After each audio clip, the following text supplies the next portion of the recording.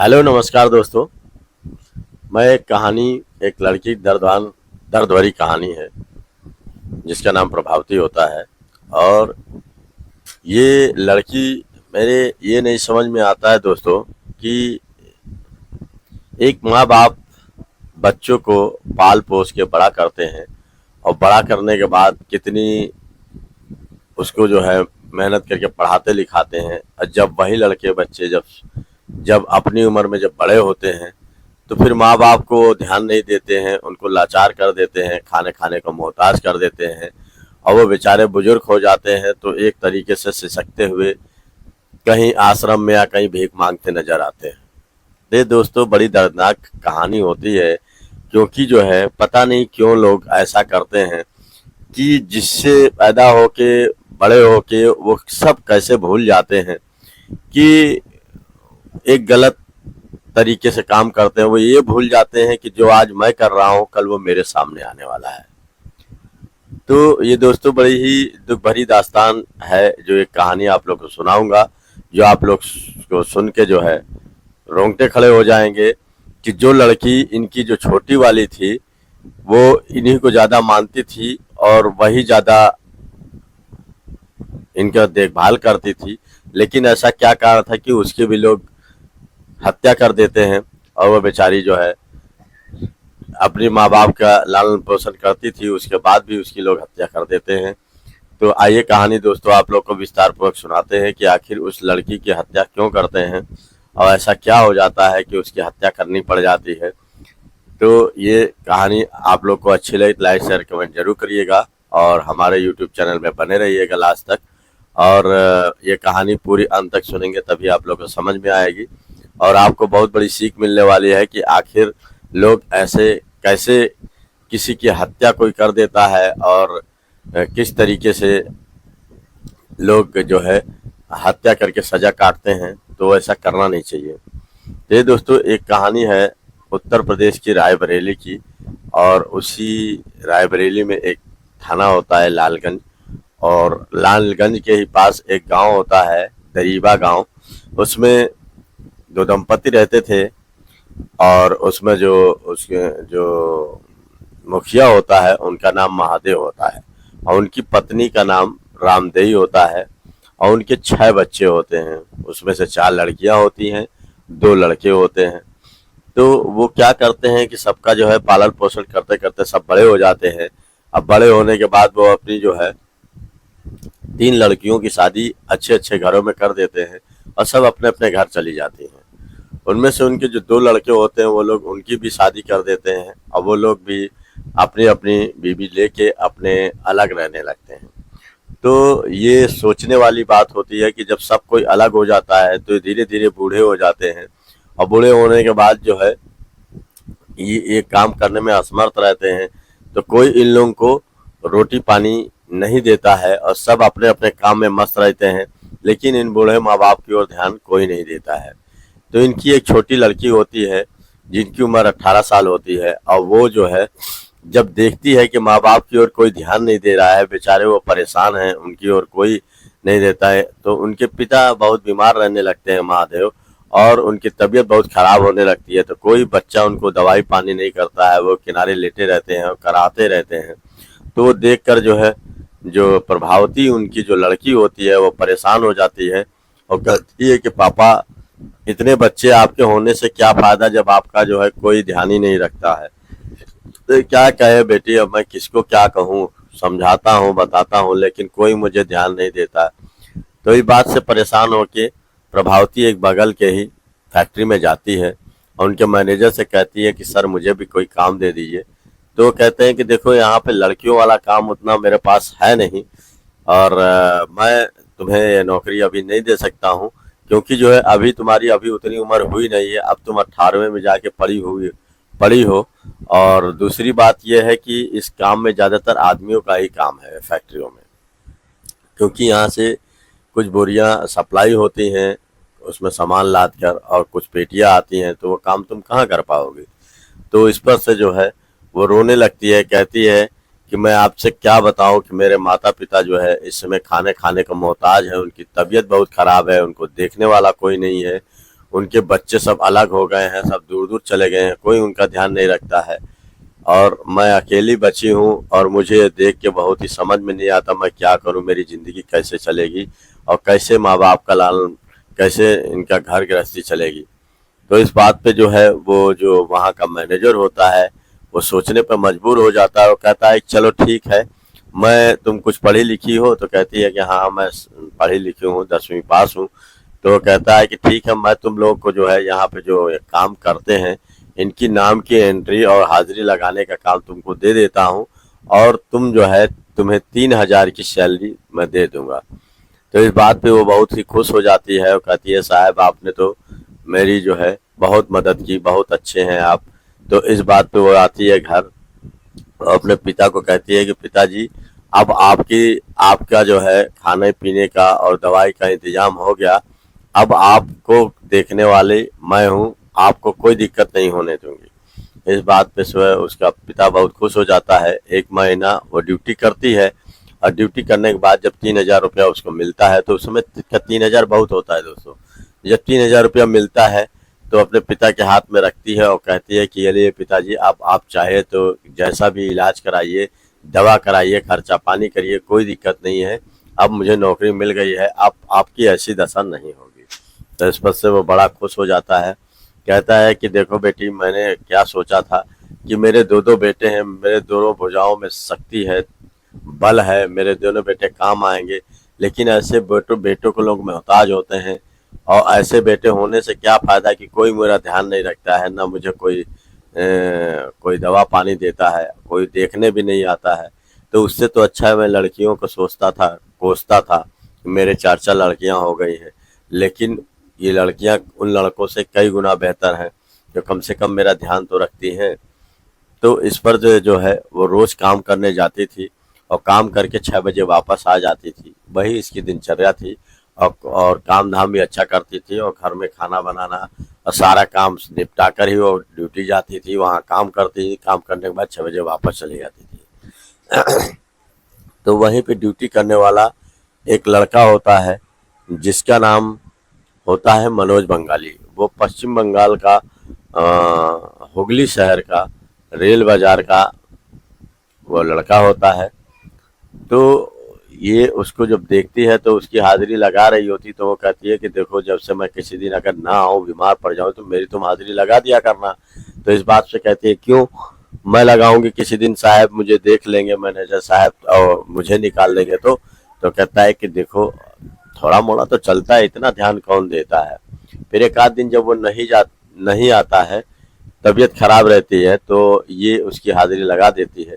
इससे वो बहुत खुश हो जाता है और कहता है कि तुम बहुत अच्छी हो और तुम नेक दिल भी हो और देखने में भी खूबसूरत हो, मुझे तुम बहुत अच्छी लगती हो, लेकिन मैं अगर नहीं आया, मेरी तबीयत खराब थी तो मेरे दर्द को समझा और मेरी हाजिरी तुमने लगा दी।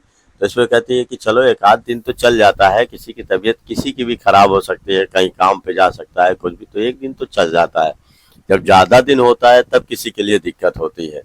तो इस पर से जो है धीरे धीरे उसके जो है प्यार के अंकुर फूटने लगते हैं और वो बातें करने लगता है। तो एक दिन होता क्या है कि दोनों प्यार भरी बातें कर रहे होते तो प्रभावती कहती है कि देखो तुम भी मुझे अच्छे लगते हो। और ऐसा करते हैं कि वो जब अकेले में मिलता है तो मिलने के बाद उससे इधर उधर हाथ लगाने लगता है। तो इस पर से जब प्रभावती कहती है देखो अगर ये सब करना है तो तुम पहले मुझसे शादी कर लो, क्योंकि मैं भी तुम्हें पसंद करने लगी हूँ, तो तुम मुझसे शादी कर लो, तभी हम लोग ये काम करेंगे। नहीं तो हमारे पिता माता जानेंगे तो क्या कहेंगे, घर में बदनामी हो जाएगी कि फैक्ट्री में आके मैं यही सब करती हूँ। तो इस बात पे जो है वो फिर चला जाता है। जाने के बाद वो घर में सोचता है कि अगर ये लड़की ऐसे हाथ लगाने नहीं देगी, फिर वो कहती है, क्या एक दिन आके कहता है चलो हम लोग शादी ही कर लेते हैं।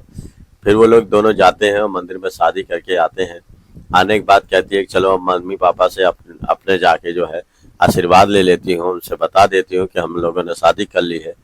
तो वो उस दोनों जाते हैं और महादेव से कहते हैं कि देखो पापा हम लोगों ने शादी कर ली है। तो पिता भी कुछ नहीं बोलता है, कहता है चलो हमारा आशीर्वाद तुम लोगों को है, क्योंकि जो है वैसे भी मैं कोई लड़का ढूंढता ये लड़का ढूंढ लिए तो शादी तुम लोग कर लिए तो अच्छी बात है। तो वहाँ पे 2-4 दिन रहता है। 2-4 दिन रहने के बाद जो है मनोज कहता है कि देखो ऐसा है कि हम लोग अपने गांव चलते हैं। अपने गांव चलते हैं। वहाँ पे मेरा जो गांव है बंगाल में, वहीं पे वहीं पे चलेंगे और वहीं पे रहेंगे। तो वहाँ पे जो है वो हुगली गांव चला जाता है और जाने के बाद जब वहाँ पहुँचता है तो अपने घर इनको नहीं ले जाता है और वहीं पे एक फैक्ट्री देखता है और वहीं पे काम करने लगता है और वहीं पे अपनी पत्नी को रखता है, प्रभावती को। और कुछ दिन का समय वहाँ निकल जाता है तो उसकी एक छोटा लड़का पैदा होता है। तो बड़े खुशहाल ज़िंदगी इन लोगों की चलने लगती है और वहीं पे वो काम करने लगता है। तो एक दिन ये कहती है कि चलो हम लोग काफ़ी दिन हो गया है, माता पिता से अपने मिल आओ, मिलने की बहुत इच्छा कर रही है। तो इस पर से मनोज कहता है कि देखो मैं नहीं जाऊँगा, तुमको जाना हो जाओ, क्योंकि जो है मेरे पास काम बहुत ज़्यादा है, कुछ दिन मैं नहीं जा पाऊँगा। तो वो क्या करती है, अपने बच्चों को लेकर जो है अपने माता पिता महादेव जी के पास आती है। आने के बाद जो है उनसे कहती है कि देखो मेरा सब परिवार अच्छा है, मेरा पति अच्छा है, मेरा एक बच्चा है, अब मैं राजी खुशी से रहती हूँ। और पापा आपको कोई दिक्कत पड़े, कुछ परेशानी पड़े तो ज़रूर बताइएगा। वो कुछ पैसा भी अपने पिता के हाथ में रखती है और फिर एक दो दिन रुकती है और रुकने के बाद फिर वापस जो है वो पश्चिम बंगाल में हुगली शहर में पहुंच जाती है। और जब आती है तो वो पूछता है कि क्या हुआ मम्मी पापा, तुम लोग तुम्हारे कैसे हैं? तो कहती है ठीक है, ठीक है। और ठीक होने के बाद जो है फिर वो कहती है कि देखो एक ज़रूरत पड़ जाती है। महादेव उसको बुलाते हैं, कहते हैं कि ऐसा है मेरी तबीयत बहुत ज़्यादा ख़राब हो गई है, तुम देख के गई हो, तुम जल्दी से आ जाओ, मैं बचूंगा नहीं। तो फिर ये दोबारा फिर उसी टाइम इसको वापस फिर जाना पड़ जाता है। और जब वहाँ जाती है, जाने के बाद फिर उनका इलाज कराती है और इलाज कराने के बाद फिर से वापस आती है। और जैसे ही वापस आती है तो घर में देखती है कि एक दूसरी औरत उसके घर में, उसी घर में रहती है। तो जब ये घर में जाती है तो वो लड़की कहती है कि मेरा नाम सीमा है और मैं मनोज की पत्नी हूँ और तुम यहाँ पे कैसे आ गई और तुमने मेरा घर छीना है, मेरे पति को छीना है और तुमने मेरा परिवार नष्ट कर दिया है, बेकार कर दिया है। तुम जैसी औरतें, गिरी औरतें किसी को फांस लेती हैं और किसी का घर बर्बाद कर देती हैं। लेकिन वो सोचने पर मजबूर हो जाती है, उसको समझ में नहीं आता है कि आखिर कैसे ये लड़की इतनी बात कह सकती है। और वो मनोज को वो फ़ोन लगाती है, कहती है एक बार मनोज से बात करा दीजिए। लेकिन काफ़ी बार मनोज को फ़ोन लगाती है, मनोज फिर भी बात नहीं करता है, फ़ोन कट कर देता है। तो उसको समझ में नहीं आता है कि आखिर मैं करूं तो क्या करूं, ये मनोज भी नहीं फ़ोन उठा रहा है और ये मुझे घुसने नहीं दे रही है। फिर ये क्या करती है, अपने बच्चों को लेकर फिर अपने मायके चली जाती है। मायके चली जाती है रायबरेली, और रायबरेली में अपने पिता के घर रहने लगती है। और पिताजी उसके कहते हैं क्या हुआ बेटी, तब वो पूरी दास्तान उसको बता देती है कि वो शादीशुदा ऑलरेडी पहले से था और वहाँ पे उसकी पत्नी मुझे आने नहीं दे रही थी और वो फ़ोन उठा नहीं रहा था। तो मेरी समझ में नहीं आ रहा था तो मैं क्या करूँ, तो इस वजह से मैं वापस चली आऊँ। तो महादेव कहते हैं चलो छोड़ो, जाने दो, अब क्या करोगी, वो बेवफा निकला। तो ये क्या करती है कि उसी की वहीं फिर से सोचने लगती है मुझे कोई काम करना चाहिए। तो फैक्ट्री में जाने की सोच रही होती है, फिर उसके दिमाग में यही बात आता है कि जैसे मैं फिर फैक्ट्री में जाऊंगी तो लोग मुझे क्या कहेंगे। फिर वो उस फैक्ट्री में नहीं जाती है, जाने के बाद दूसरी फैक्ट्री में जाती है। तो वहीं दूसरी फैक्ट्री में वहाँ काम मांगती है तो काम उसे मिल जाता है, क्योंकि काम की जानकारी रहती है। वो पूरी जानकारी बता देती है कि बगल के फैक्ट्री में काम कर रही थी और मैं इतना तनख्वाह मिल रही थी, तो इस पर जो है कोई दिक्कत नहीं थी, उसे काम मिल जाता है वहाँ। और वहीं पे वो काम करने लगती है और काम करते करते वहीं पे जो है अच्छा खासा जो है जब काम करने लगती है तो वहीं पे एक लड़का होता है जिसका नाम जो है तेजभान होता है।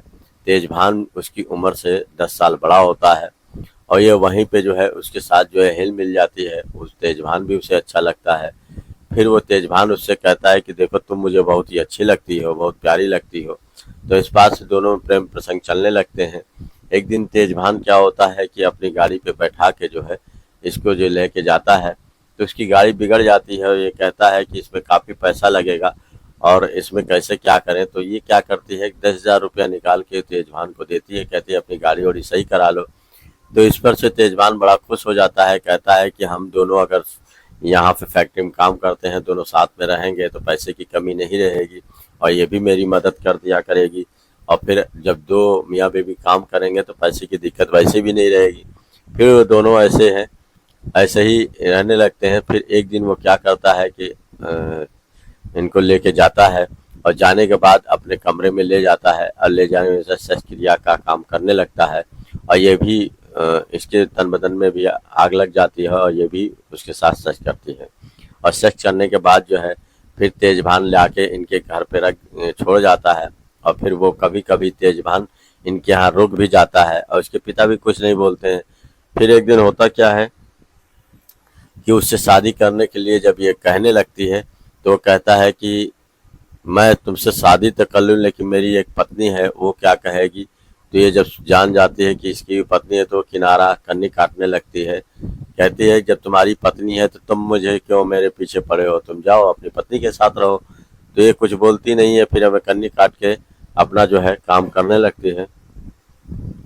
जब काम करने लगती है वहीं पे किनारे से आती है जाती है, तो जब ये इसको दिक्कतें होने लगती हैं तो इसकी एक बड़ी बहन होती है, वो कहती है, उसका नाम जो है सविता होता है, लोहारपुर गांव की होती है। तो वो कहती है कि देखो मैं एक लड़का जानती हूँ, वो पैसे से बहुत ही अच्छा है, पैसे वाला है और काम धाम करने में भी अच्छा है, तुम चाहो तो उससे शादी कर लो। तो ये राजी भी हो जाती है दोनों शादी करने के लिए। लेकिन जो है तेजभान को जब पता चलता है कि ये किसी राजू नाम के लड़के से शादी करने वाली है, तो ये तेजभान जाता है उस लड़के को 2-4 झापड़ मार देता है और कहता है कि तुम इससे शादी करोगे, तुम इससे शादी करोगे, तुम इससे शादी कर ही नहीं सकते हो क्योंकि जो है ये किसी दूसरे की बीवी है और तुम एक शादीशुदा औरत से शादी करोगे। ये कह के उसको भगा देता है और इससे कहता है कि देखो तुम उससे शादी मत करो और मैं तुम्हारी शादी इससे अच्छे करवा दूंगा। चलो मैं एक लड़का देखा हूँ जिसका नाम अजय है, वो बहुत ही अच्छा लड़का है। तो ये सोचता है कि ये जब अजय को देखती है तो उसका चेहरा कोई अच्छा नहीं रहता, काला कलूटा रहता है, तो उससे शादी करने को मना कर देती है। क्योंकि जो तेजभान होता है ये सोच रहा होता है कि अगर इससे शादी कर लेगी तो जैसा मैं कहूँगा वैसा ही अजय करेगा और दूसरी बात इसके घर आना जाना रहेगा तो मैं भी इसको रखेल बना के रखूँगा, कोई जान भी नहीं पाएगा। लेकिन जब उसको मना करती है तो इसके सपने टूट जाते हैं, बहुत तेज गुस्सा होता है, कहता है कि ऐसा है कि तुम जो है वो कहती है कि देखो इस लड़के से नहीं करूँगी शादी, अगर तुमको शादी करना हो तो बताओ, मैं तुमसे शादी करने के लिए तैयार हूँ। तुम अपनी बीवी को वहाँ रखते हो, वो तो गांव में रहती है, तुम चाहो तो हम शादी करके तुम्हारे साथ यहीं रह सकते हैं। तो इस बात से तेजभान कहता है चलो ठीक है, मैं तुमसे शादी करने के लिए तैयार हो जाऊंगा। तो इस पर से जो है वो टालता है, 1 दिन 2 दिन 4 दिन हफ्ता महीना टाल के ले जाता है। लेकिन ये बार बार उससे प्रेशर डालती है कि देखो तुम मुझसे अगर शादी नहीं करोगे तो मैं पुलिस में चली जाऊंगी, तो इससे जो है तुम्हारी बेइज्जती होगी। तो इस बात पे तेजभान भी डर जाता है और फिर वो सोचने लगता है कि इसको रास्ते से हटाना पड़ेगा, नहीं तो एक दिन पोल मेरी खोल देगी और बहुत बदनामी होगी। फिर वो कहता है कि ठीक है मैं तुमसे शादी कर लूँगा, चलो हम लोग जो है कुछ वकील से मिलते हैं और एक जो है कोर्ट मैरिज करने की सोचते हैं। तो वो भी खुश हो जाती है कि शायद मुझसे शादी करने के लिए तैयार है। इसके साथ गाड़ी पे बैठ जाती है। बैठने के बाद ये तेजभान लेके जाता है और एक जंगल के पास कहता है कि देखो आज मुझे काम करने का बहुत मन कर रहा है, चलो हम लोग यहाँ पहले से कर लेते हैं फिर गाँव चलते हैं। तो इस बात पे जो है वो नहीं मानती है, वो कहती है नहीं मुझे यहाँ पे ठीक नहीं है, कोई जान जाएगा तो हम दोनों को मार देगा। वो नहीं जाती है, लेकिन ज़बरदस्ती करके वो लेके जाता है और ले जाने के बाद झाड़ी के बगल में खड़ा करता है और उसको जो है अपने बाहों में खींचकर उसका गला दबाने लगता है और उतना भरपूर गला दबाता है कि वो बेचारी वहीं पे मर जाती है। तो बट्टा कस जाता है और कसने के बाद जो है फिर वो उसी झाड़ी के किनारे फेंक कर जो है किनारे से भाग आता है और आने के बाद महादेव जी के घर आता है और कहता है कि देखो आज वो प्रभावती नहीं आई है, क्या हो। तो कहते हैं कि नहीं वो तो तुम्हारे साथ ही काम पे गई थी और आई नहीं।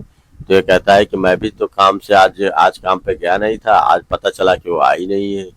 तो ये कहते हैं कि क्या हुआ? तो कहते हैं कि महादेव जी कहते हैं कि ऐसा है कि अगर नहीं आई, चलो पुलिस में हम लोग रिपोर्ट लिखाते हैं। तो ये कहता है कि देखो, पुलिस में रिपोर्ट लिखाने की ज़रूरत नहीं है, पुलिस भी तुरंत रिपोर्ट नहीं लिखती है, 24 घंटा का समय लेती है। तो हम लोग कुछ दिन रुक जाते हैं, हो सकता है कि वो आ जाए, कहीं आसपास गई हो तो वो भी रुक जाते हैं। और ये तो जानता ही है कि मैंने उसे मार दिया है।